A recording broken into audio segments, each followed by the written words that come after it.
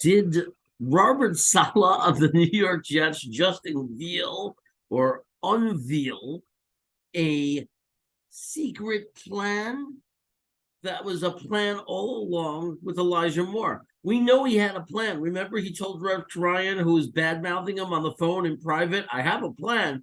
And there was probably a lot of pieces to that plan. Well, was one of the parts of the plan saying, hey, and this was last year, we're not going to compete for anything yet. We are kids. We are inexperienced and we don't have a complete roster yet.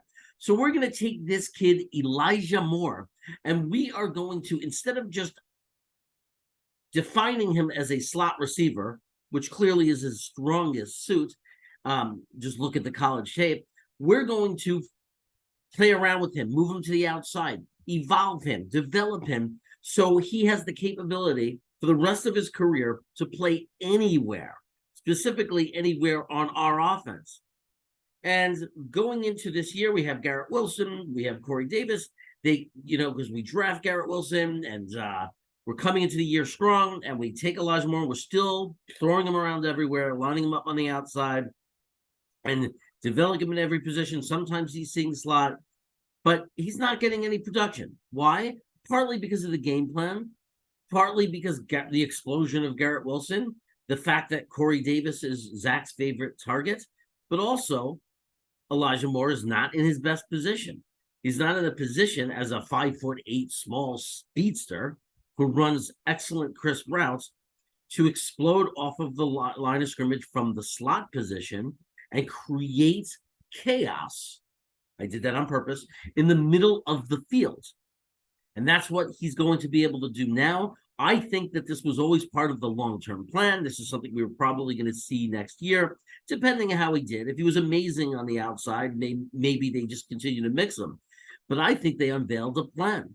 I think they always knew they had a potential superstar slot receiver.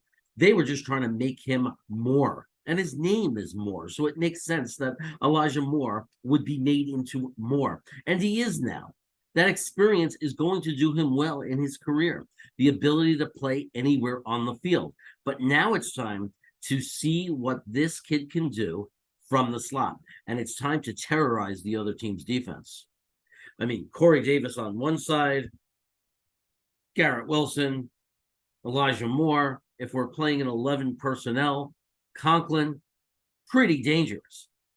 Michael Carter, next year, we won't even get into that, how bad it's going to be when Breece Hall comes back.